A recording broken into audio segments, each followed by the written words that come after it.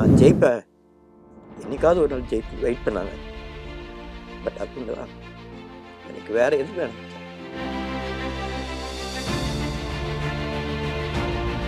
எந்தெந்த டேரக்டர் கிட்ட ஐ மீன் நீங்க போய் அப்ரோச் பண்ணீங்க அப்படின்றத தாண்டி நீங்க யார் கூடலாம் அசிஸ்டண்டா இருக்கணும்னு ஆசைப்பட்டீங்க? துணிச்சலா ஒரு கதையை எடுத்திருக்கேன். ஓகே. இது வந்து இப்போ சொசைட்டில ஒரு விஷயம் நடந்துன்னு இருக்கு. படம் ஜெயிச்சுட்டு அடுத்த படம் பண்ணாலும் அதுலயும் நான் ஒரு டெக்னீஷியன் தான்.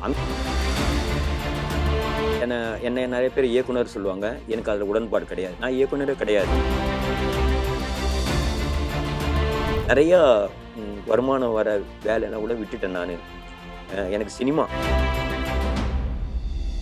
அப்பவும் இப்பவும் எப்பவும் சென்னை அதிரடி கலெக்ஷன் சரவெடி செலிப்ரேஷன். ராம் அப்துல்லா ஆண்டனி, இந்த டைட்டில் பார்க்கும்போதே ஒரு சமத்துவத்தை சொல்ற மாதிரி தான் இருக்கு. ஆனா படத்துக்குள்ள பார்க்கும்போது ரொம்ப டெரராகவும் இருக்கு, பார்க்கும்போது ஒரு டிஃப்ரெண்டான ஒரு கதைக்களமாகவும் இருக்கு. இந்த கதைக்களம் இப்படிதான் கொண்டு போகணுன்ற ஒரு விஷயம் இருக்குல்ல, அது எப்படி சார் உங்களுக்கு வந்தது முதல்ல? கண்டிப்பா. நீங்க ஃபர்ஸ்ட் கொஸ்டினுக்கு பதில் சொல்லிடுறேன். Okay. Ram Abdulla okay. Antony, okay. இது வந்து மதங்கள் கிடையாது, ஓகே. மனிதநேயம். மனிதநேயம். மனிதநேயம் மட்டும்தான் இருக்கும் இந்த ராம் அப்துல்லா ஆண்டனியில். அதில் நம்ம ஒரு விஷயத்த வயலண்ட் இருக்குன்னு சொல்லியிருக்காங்க. வயலண்ட் எதுவுமே கிடையாது. கத்தி எடுத்திருக்காங்க பசங்க, ஸ்கூல் படிக்கிற பசங்க கத்தியை எடுத்திருக்காங்க. ஆனால் கத்தியை கொடுத்தது யார்? இந்த சொசைட்டி. ஓகே. அதுதான் இந்த படம் வந்து படத்தோட கிளைமேக்ஸ். அதுவும் இதுல சொல்லக்கூடிய விஷயங்கள் ஒவ்வொன்றும் வந்து எலும்பு அரைச்சு இது பண்ணியிருக்கிறாங்க. கண்டிப்பா. ஸோ ஒவ்வொன்றும் பார்க்கும்போது ரொம்ப டிஃப்ரெண்ட்டாகவும் இருந்தது. நீங்க கண்டிப்பா ரிசர்ச் பண்ண ஏதோ ஒரு விஷயமும் தெரியுது சார். இந்த படத்தை இப்போ வந்து கொண்டு வரதுக்கான ஏதாவது காரணம் இருக்குதா சார்? கண்டிப்பா இருக்கு. இது என்னன்னா, இது மக்கள்கிட்ட இப்போ சேர வேண்டிய நேரத்தில் இப்போ அதிகமாயிட்டு இருக்கு. இந்த கதைகளை நான் தொட்ட கதைகளும் ஒரு துணிச்சலாக ஒரு கதையை எடுத்திருக்கேன். ஓகே. இது வந்து இப்போ சொசைட்டியில் ஒரு விஷயம் நடந்துன்னு இருக்கு. ஓகே. அதுக்கு ஒரு சொல்யூஷன் தான் இந்த ராம் அப்துல்லா ஆண்டனி. அதுக்காக தான் கத்திய பசங்க எடுத்ததுக்காக காரணமும் இருக்கும். அது படம் பார்க்கும்போது உங்களுக்கு தெரியும். அதே போல் பார்த்தீங்கன்னா இதில் சில விஷயங்கள் கற்பனையாக பண்ணியிருக்கலாம். இந்த வாட்டரோட பீஸ் அரைச்சது ஒரு விஷயங்கள் எல்லாமே. ஆனால் முழுக்க முழுக்க இது எல்லாமே கதைக்கு தேவைப்பட்டது. படம் பார்க்கும்போது உங்களுக்கு ஸ்க்ரீனில் தெரிஞ்சிடும் எதுக்காக இந்த டைலாக் இருக்குன்றதே தெரியும். சார் இப்போ இருக்க சின்ன பசங்க நீங்கள் காமிக்கும் போது அந்த பசங்க ரொம்ப சின்ன பசங்க பூவையார பார்க்கும்போது சரி, அவங்க கூட இருக்க பசங்க எல்லாரையும் பார்க்கும்போது கிட்டத்தட்ட ஒரு 18க்கு கீழே இருக்க பசங்கள தான் இருக்கிறாங்க. கண்டிப்பாக. இப்போ இந்த மாதிரி பசங்க அதிகமாக இந்த மாதிரி வயலன்ஸில் ஈடுபடுறாங்களா? கண்டிப்பாக. அதுக்கு என்ன சார் காரணம்? என்ன காரணம்? இந்த சொசைட்டி தான் காரணம். என்ன மாதிரியான விஷயங்கள் சார் பண்ணுது? இப்போ பசங்களுக்கு பார்த்தீங்கன்னா இந்த போதைப் பொருட்கள் அதிகமாக போயிட்டு இருக்குது. இது ஒரு ரீசனாக இருக்கலாம். சில மீடியாக்கள் வந்து இந்த இந்த மொபைல்கள் வந்து சிலது நன்மையிலே முடியுது, தீமையிலே முடியுது. அந்த அளவுக்கு பசங்க வந்து கெட்டு போகிறதுக்கும் காரணமாகவும் இருக்குது. ஒரு பக்கம் வந்து நல்ல விஷயங்களும் தெரிஞ்சுக்கிறாங்க. ஆனால் நம்ம எதுக்காக பயன்படுத்துகிறோன்றது ஒன்று இருக்குது. அதுதான் இப்போ அதே தான் நான் சொல்ல வரேன். ராம் அப்துல்லா ஆண்டனி 3 பேரும் ஏன் கத்தியை எடுத்தாங்க, என்ன சொல்ல வரன்றதை டீட்டெயிலாக சொல்லியிருக்கேன். ஓகே. அதுவும் இந்த டைட்டிலே வந்து பார்த்தீங்கன்னா மேலே அந்த போஸ்டரில் அகெயின்ஸ்ட் வேர்ல்டு அப்படின்னு சொல்லிட்டு ஒரு விஷயம் இருக்கு. அகெயின்ஸ்ட் வேர்ல்டு அப்படின்னா அதுக்கு என்ன சார்? என்ன மாதிரியான அகெயின்ஸ்டா நிறைய கேட்டகரி இருக்கு. இது என்ன மாதிரியான அகெயின்ஸ்ட் சார்? கண்டிப்பா. அதுக்கு கீழே பார்த்தீங்கன்னா ஜெகத்தினை எதிர்த்துன்னு போட்டிருப்பேன். ஆமா. இது டோட்டலாவே பார்த்தீங்கன்னா முழுக்க முழுக்க இங்க நம்ம தமிழ்நாடுன்னு மட்டும் கிடையாது, இந்தியா ஃபுல்லா இருக்கிற ஒரு பிரச்சனையை தான் நான் தொட்டிருக்கேன். ஓகே. எந்த கண்ட்ரி போனாலும் சரி, எந்த ஸ்டேட் போனாலும் சரி, இப்போ நான் சொல்ல வர விஷயம் கண்டிப்பா பயப்படுற ஒரு விஷயமா இருக்கும். அதனால தான் ஜெகத்தினை எதிர்த்து ராம் அப்துல்லா ஆண்டனி போராடுறாங்க. Okay sir. இது இன்னொன்று பார்க்கும்போது மக்கள் இப்போ இருக்கிற ஆடியன்ஸ் வந்து எனக்கு வயலன்ஸ் அதெல்லாம் தாண்டி கண்டென்ட்டாக ஜாலியாக இருக்கணும் அப்படின்ற மாதிரியும் படங்கள் தேர்ந்தெடுக்கிறாங்க. ஆனால் இந்த மாதிரியான மிஸ்ட்ரி த்ரில்லரான படங்கள் தேர்ந்தெடுத்து பார்க்குறவங்களும் இருக்கிறாங்க. ஸோ நம்மளுடைய படம் வந்து எந்த மாதிரியான ஆடியன்ஸை போய் சேரும் அப்படின்னு நினைக்கிறீங்க? கண்டிப்பாக இது முழுக்க முழுக்க காலேஜ் ஸ்டூடெண்ட், ஸ்கூல் ஸ்டூடெண்ட், அவங்கள தான் கவனமாக வச்சு இந்த படத்தை இயக்கியிருக்கேன். அவங்க பார்த்தாலே போதும், நாடு ஒரு விஷயம் நல்லதை நோக்கி போகும். ஓகே. எத்தனை வருடங்களா ஒரு டைரக்டர் ஜெயவேல் அவர்கள் இப்போ என் பக்கத்தில் இருக்கிறாங்க? ஒரு 7-8 வருடங்களாக போராடிட்டு தான் இருக்கேன். ஓகே. யாருக்கிட்டையும் அசிஸ்டன்ட் டைரக்டராக ஒர்க் பண்ணல. எனக்கு ஒர்க் பண்ண ஆசை தான், ஆனால் இது வரைக்கும் யாரும் வாய்ப்பு கொடுக்கல. எத்தனையோ கம்பெனி ரெஸ்யூம்லாம் கொடுத்துருக்கேன், வாய்ப்பு கிடைக்கல. ஒவ்வொரு நாள் ஆனால் என்னோட வந்து எண்ணங்கள் ஃபுல்லாக இயக்குனர் ஆகணும். இந்த ஆசையை வெறியாக்கினேன். இந்த வெறியோட என்னோட முயற்சிகளை ₹1 சம்பாரிச்சுன்னா 50 பைசா எடுத்து வைப்பேன். எதுக்குன்னு பார்த்தோன்னா என்னோட ஷார்ட் ஃபிலிம் மூலமாக நம்ம கொஞ்சம் நம்மளோட திறமையை வளர்த்துக்கலான்ட்டு முதல் ஷார்ட் ஃபிலிம் எடுத்தேன். அடுத்த ஒரு ஷார்ட் ஃபிலிம் எடுத்தேன். அதுக்கப்புறம் 3வது ஷார்ட் ஃபிலிம் எடுத்தேன். ஒவ்வொன்றுத்துக்கும் நான் சிரமப்பட்டு கஷ்டப்பட்டுருக்கேன். என்னோட வந்து ஷார்ட் ஃபிலிமுக்குன்னு உதவி பண்ணுறது அந்த நேரத்துக்கு ஃப்ரீயாக பண்ண அதுவே எனக்கு பெரிய உதவியாக ம், அமைஞ்சுது. ம், ம். அதில் ஒர்க் பண்ண ஜெகதீப்னு ஒரு நடிகர். அந்த பையன் நடித்த 2 ஷார்ட் ஃபிலிமே எனக்கு பேர் கொடுத்தது. ம், ம், ம். ஜெயவேல்ன்ற ஒரு இயக்குனர் நல்லா பண்ணுறன்ற அளவுக்கு ஒரு பிகின் வுட்ஸில் ரிலீஸ் ம், பண்ணுற ம், அளவுக்கு ம். எனக்கு ஒரு பேர் கிடச்சிது. ஓகே. அதுக்கப்புறம் பார்த்தீங்கன்னா, சரி ஒரு கதையை எடுப்போம் அப்படின்னு சொன்னேன். எடுத்த உடனே 10 கோடி, 20 கோடி இந்த படத்தெல்லாம் எடுத்தா யாரும் ப்ரொடியூஸ் பண்ண போறதில்ல. ம், ம். நம்மளே தான் நம்மள செதுக்கிக்கணும் அப்படின்னு ம், முயற்சியில ம். சின்ன பட்ஜெட்டா எடுப்போம். ம். அந்த சின்ன விஷயத்த தொட்டுட்டு அது போலான்னு ஓகே. சொல்லி அப்படி எழுதப்பட்டது தான் இந்த ராம் அப்துல்லா ஆண்டனி. Okay sir. ராம் அப்துல்லா ஆண்டனி படத்துடைய பட்ஜெட் ஒரு பேசிக்கா இப்ப வந்து நாங்க Googleல சர்ச் பண்ணோம்னா, டூடு படத்தோட பட்ஜெட் எவ்வளோ? கூலி படத்தோட பட்ஜெட் எவ்வளோன்னு சொல்லி எங்களுக்கு தெரியும் சார். இப்ப கண்டிப்பா. நம்ம படத்தோட பட்ஜெட் எவ்வளோ சார்? ஏன்னா ம். மினிமம் அப்டின்னா மக்களுக்கு தெரியணும் அப்டின்றதுக்காக கேட்கிறேன். கண்டிப்பா.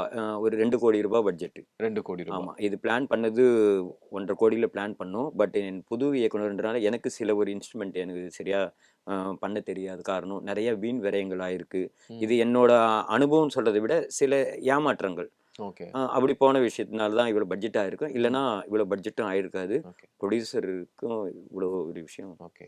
எந்தெந்த டைரக்டர் கிட்ட ஐ மீன் நீங்க போய் அப்ரோச் பண்ணீங்க அப்படின்றத தாண்டி, நீங்க ம். யார் கூடலாம் அசிஸ்டன்ட்டா இருக்கணும்னு ஆசைப்பட்டீங்க? ஏன்னா நீங்க அத நான் கேட்கக்கூடாது. நீங்க ம். யார்ட்ட அப்ரோச் பண்ணி உங்களுக்கு நடக்கல அப்படின்றத கேட்கறது உங்களுக்கு விருப்பம் இருந்தா சொல்லலாம். ம். ஆனா உங்களுக்கு ஒரு ஆசை இருந்திருக்கும்ல. இவங்க ம். கூடலாம் நான் அசிஸ்டன்ட்டா இருந்தா நல்லா இருந்திருக்கும். அப்படின்னா கண்டிப்பா. யார் கூடலாம் நீங்க எனக்கு வெற்றிமாறன் சார் பிடிக்கும். ம். முருகதாஸ் சார், ம். சங்கர் சார், ம். ராஜமௌலி சார். ம். இவங்கலாம் எனக்கு ரொம்ப இம்ப்ரெஸ் எனக்கு. ஓகே. அந்த அளவுக்கு ஒரு சொல்ல வந்தத நல்லா டீட்டெயிலா மக்களுக்கு சொல்லணுன்றதுல ம். ம். தீர்க்கமா இருக்கு இந்த டைரக்டர். இவங்க எல்லாருக்கும் நீங்க முயற்சி பண்ணீங்களா? இல்ல இவங்க யாருக்கும் முயற்சி பண்ணல. ஓகே. நான் சின்ன இயக்குனர்களே எனக்கு குடுக்காதப்போ இவ்வளோ பெரிய இடத்துல நெருங்க முடியாதுன்றத நான் அனலைஸ் பண்ணேன். ஒரு டைரக்டர் அதாவது டெபியூ டைரக்டர் ஒரு படம் வந்து பண்ணியிருக்கீங்க அப்படின்றது ரொம்ப ரொம்ப பெரிய விஷயம். ஏன்னா எத்தனையோ டைரக்டர்ஸ் இன்னும் வந்து நான் படம் பண்ணணும்னு சொல்லிட்டு பண்ணாம அவங்களுக்கான சரியான வாய்ப்பு கிடைக்காம இருக்காங்க. அந்த கண்டிப்பா. வகையில நீங்க ஒரு தொடர்ந்து ஷார்ட் ஃபிலிம்ஸ் பண்ணி ஒரு டைரக்டரா இப்ப உங்களுடைய படத்தை மக்களுக்கு கொடுக்கறதுக்கு காத்துட்டு இருக்கீங்க. கண்டிப்பா. எப்படி சார் இருக்கு? எல்லா புது இயக்குனர்களும் போராடிட்டு இயக்குனர்களுக்கும் நான் ஒண்ணு தான் சொல்வேன். ம். முயற்சிய மட்டும் கைவிடக்கூடாது. ம். கண்டிப்பா அந்த முயற்சி என்னைக்காவது ஒரு நாள் உண்மையா சினிமாவ நேசிச்சா, அது கண்டிப்பா வந்து சேரும். ம். பிரதீப் ரங்கநாதன் பிரதர் அழகா தெளிவா சொல்லியிருப்பாரு. "தம்பி முதல் படி தான் தம்பி கஷ்டம்." அ அப்படின்னு சொல்லியிருப்பாரு. ஆனா முதல் படி கஷ்டம் இல்ல. ரொம்ப ரொம்ப கஷ்டம். அத அடைஞ்சிட்டேன்னா, அதுக்கப்புறம் ஈஸியா போயிடலாம். எனக்கு இந்த இன்னும் வெற்றி பெறல நானு. ஒரு படைப்ப தான் பண்ணியிருக்கேன். மக்கள் தான் வந்து 31ஆம் தேதி அங்கீகாரம் குடுப்பாங்க. ஓகே. ராம் அப்துல்லா ஆண்டனி எந்த மாதிரியான அதாவது வெற்றி அப்படின்றது நம்ம எடுத்துக்கிறது தான். நம்ம இப்ப அ இந்த படம் நம்ம சக்சஸ் பண்றோம், பண்ணல. நான் ஒரு படம் பண்ணிட்டேன் அப்படின்றதே ஒவ்வொரு ஒரு டைரக்டரா அவங்களுக்கு ரொம்ப பெரிய ஒரு கண்டிப்பா, சந்தோஷமா இருக்குன்றத என்னால உணர கண்டிப்பா. முடியுது. அத தாண்டி அ இந்த படத்துல நீங்க வெற்றி அப்படின்னா என்ன நினைக்கிறீங்க? அ இன்னும் வெற்றி அடையல நானு. சொல்லணும்னா, ஒரு இயக்குனர் என்ன நெறைய பேர் இயக்குனர் சொல்லுவாங்க. எனக்கு அதுல உடன்பாடு கிடையாது. நான் இயக்குனரே கிடையாது. அது எப்படி நீங்க சொல்லலாம்? நான் ஒரு படம் பண்ணிட்டீங்க, நீங்க நான் ஷார்ட் நான் ஃபிலிம் நான் ஒரு டெக்னீஷியன். இயக்குனர்ன்றது யாருன்னா, நம்மளுக்கு ப்ரொடியூஸ் பண்ண ப்ரொடியூசருக்கு படத்த எடுத்து நல்லபடியா முடிச்சு, அது பிசினஸ் ஆயி, அதுல ரூ. 1 அவரு லாபம் பார்த்தாருன்னா, அன்னைக்கு மக்கள் நமக்கு ஒரு அங்கீகாரம் குடுத்தா அவன் தான் ஒரு இயக்குனர். இது வந்து எனக்குள்ள நானு செதுக்கின ஒரு விஷயம். நான் இப்போ இந்த படம் ஜெயிச்சுட்டு அடுத்த படம் பண்ணாலும், அதுலயும் நான் ஒரு டெக்னீஷியன் தான். அந்த படத்த ஜெயிச்சு, அது ஒரு வெற்றி அடைஞ்சா தான் அன்னைக்கும் ஒரு ஒரு படத்துக்கு படத்துக்கு எனக்குள்ள ஒரு செதுக்கின விஷயம், படம் முழுமையா இருக்கிற வரைக்கும் உழைப்பு உண்மையா இருக்கணும். நேசிச்ச தமிழ்நாட்டு மக்களுக்கு நல்ல படைப்ப குடுக்கணும்னு மட்டும் தீர்க்கமா இருக்கு. ஓகே. சார் நீங்க சொன்னது எனக்கு ரொம்ப புதுசா இருக்கு. ஏன்னா, கண்டிப்பா.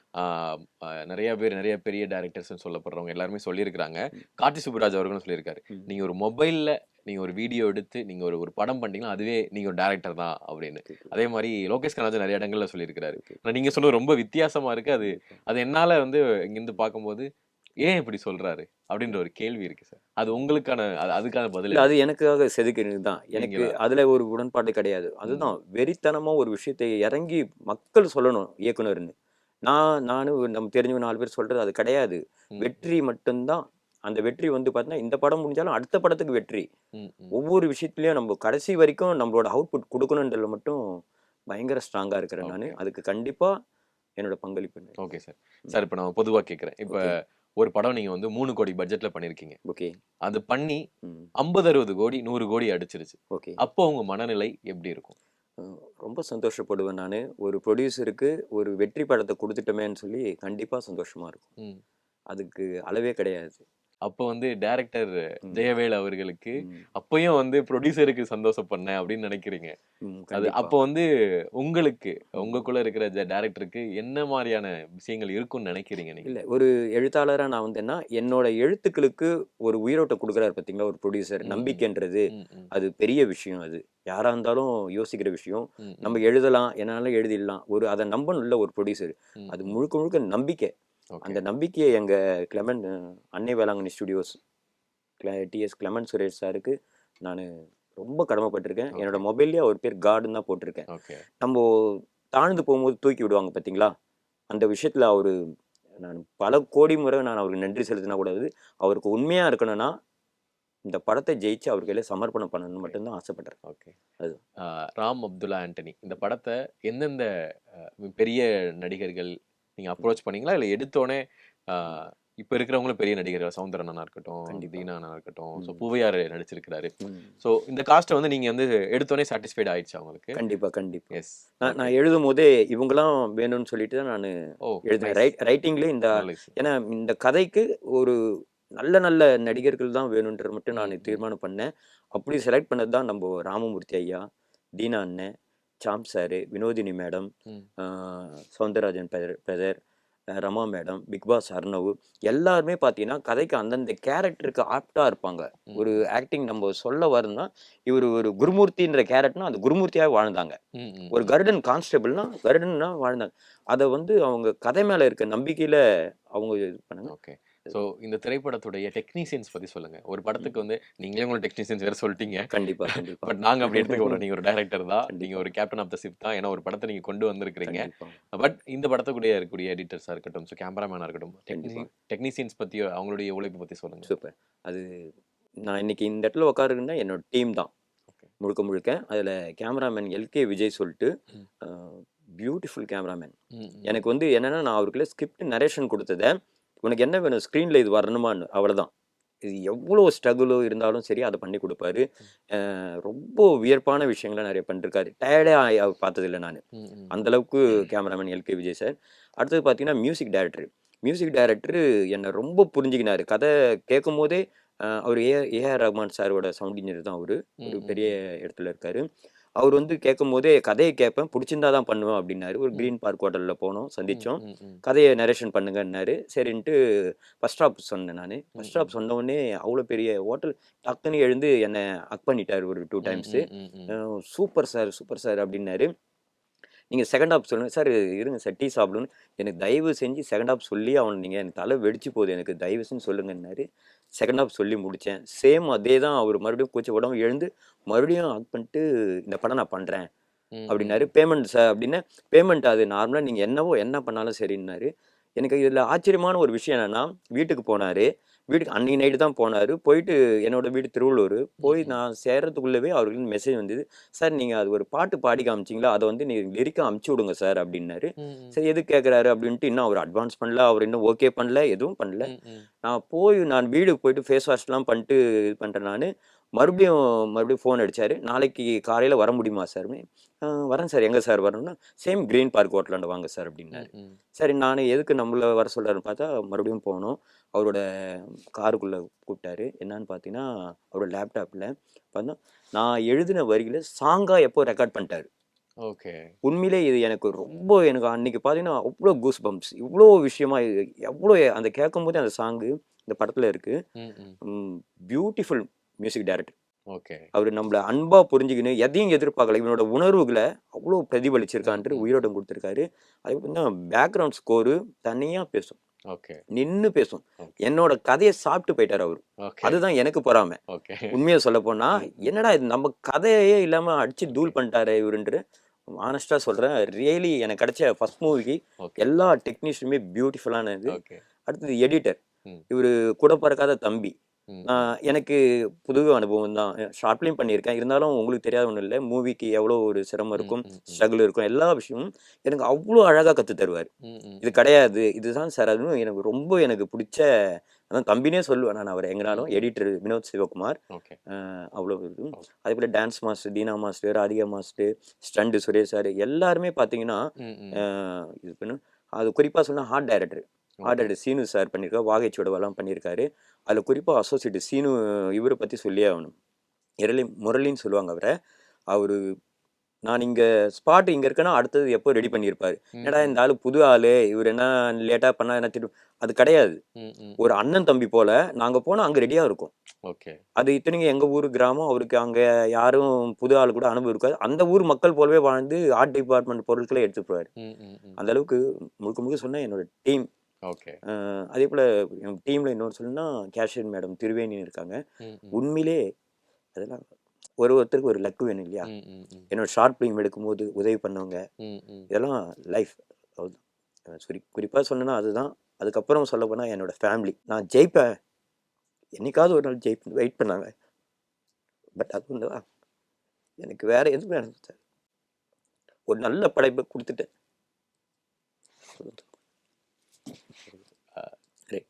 புரியுது சார். தண்ணி இல்ல சார். நான் இதையே நான் வந்து இப்போ கேட்குறேன், நான் அதை பார்க்குறேன். இல்லை ஏன்னா அதனால தான் நான் இந்த ராம் அப்துல்லா ஆண்டனியை வந்து எப்படி எடுத்தேன்னா, ஏன்னா எனக்கு அவ்வளோ வழிகளையும் நான் வரிகளாக எழுதியிருக்கேன் இந்த ராம் அப்துல்லா ஆண்டனியில். இதுதான் ஒரு சொசைட்டியில் இவ்வளோ பிரச்சனை இருக்குது, கண்டுக்காமல் இருக்கிறாங்களே என்னன்றது தான் என்னோட வழிகளும் அந்த விஷயத்தில் ஒருத்தவங்களோட வழிகளையும் தான் வரிகளை எழுதியிருக்கேன். அதுக்காக தான் ஆக்டருங்கிட்ட எனக்கு இது வேணும் சார், லிமிட்டு சார் அப்படின்னு கேட்டு வாங்கியிருக்கேன். படம் நல்லா வந்திருக்கு, என்னை பொறுத்த வரைக்கும் நல்லா வந்திருக்கு. மக்கள் மீடியா பார்த்துட்டு அக்டோபர் 31 தான் எனக்கு தீர்ப்பு.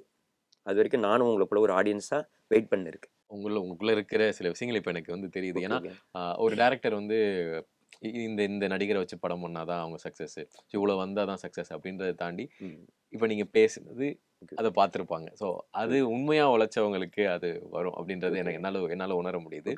அண்டு இதில் ஒரு ஃப்ரேம் ஒன்று பார்த்தேன் சார், சௌந்தரராஜன் அண்ணன் இருக்காரு, பின்னாடி வந்து விஜய் சாருடைய ஃபோட்டோஸ்லாம். அதுக்கு என்ன சார் காரணம்? அது ஒன்றும் இல்லைங்க. அது என்னன்னா, இப்போது பழைய ஆளுங்க என்னன்னா, பழைய நடிகர்கள்லாம் அவங்க பேக்ட்ராப்ல பார்த்தீங்கன்னா எம்ஜிஆர் ஃபோட்டோ, சிவாஜி ஃபோட்டோலாம் வச்சுருப்பாங்க வீட்டுக்கு. அந்த இளைஞர்கள் வந்து அவங்களுக்கு அது பழக்கமாக இருக்கும். ஒரு தலைவர்களே தாண்டி ஆக்டராக நிறைய பேர் சிவாஜி, எம்ஜிஆர் அப்படின்னு சொல்லி வச்சிருப்பாங்க. இப்போ இருக்கிற கேட்டகரிக்கு பார்த்தீங்கன்னா இவங்களுக்கு ஒரு இம்ப்ரெஸ் பண்ண ஒருத்தர் இருப்பார் பார்த்தீங்களா, அதில் ஒரு ஆனஸ்டார் பார்த்தீங்கன்னா ஒரு கான்ஸ்டபிள், 3 குற்றவாளிகளை கண்டுபிடிக்கிற ஒரு கான்ஸ்டபிள், அவனும் ஒரு மனிதன் தானே, அவனுக்கு ஒரு ரசிகர் இருப்பாங்கல்ல. அந்த அடிப்படையில் வந்து சூஸ் பண்ணல. சரி விஜய் சார் போட்டோ, தளபதி சார் போட்டோ. குறிப்பாக பார்த்தீங்கன்னா எனக்கு தளபதி சார் ரொம்ப பிடிக்கும் எனக்கு. ஓகே. ஆமாம், கண்டிப்பாக எனக்கு தளபதி சார். அவரை நேரில் ஒரு தடவையாவது நம்ம மீட் பண்ண மாட்டோமா, சந்திக்கணும் ரொம்ப ஆவலாக இயங்குற பல கோடி மக்களில் நானும் ஒரு அந்த ஆர்வல். ஓகே. அதனால அது பிரச்சனை தவிர மற்றபடி வேற எந்த ஒரு தவறான ஒரு சித்தரிப்புக்கோ மற்றவர்களை காயப்படுத்தவோ எதுவும் கிடையாது சார். காயப்படுத்தல நல்லா இருந்தது தான் கேட்டேன். ரொம்ப நல்லா இருந்தது சார் பார்க்கும்போது. அது பார்த்தீங்கன்னா நடுவில் வந்து வசீகரா போஸ்ட், இந்த பக்கம் பார்த்தோம்னா பீஸ்ட் போஸ்ட் இருக்கும். அது ரொம்ப நல்லா. இது வந்து ரைட்டிங் எழுதும் போதே நான் கண்டிப்பா வச்சேன். ரைட்டிங்ல வச்சிட்டீங்க? கண்டிப்பா. ஒரு கான்ஸ்டபிள்னா அவனுக்கு ரசிகர் இருக்காதா, இவருக்கு இந்த ஏஜ்ல இருக்கிற போய் பழைய எம்ஜிஆர் போட்டோவோ அது வைக்கிறத விட இது விஜய், இது அவரு நல்லா இருக்குமே அப்படின்னு தான் வச்சிருந்தோம். அதுதான் இந்த தருணத்துல. இது வந்து இந்த தருணத்துல உங்க குடும்பத்துக்கு என்ன சார் சொல்ல விரும்புறீங்க? எதுவும் நான் அதான் வெற்றி மட்டும்தான் சார்.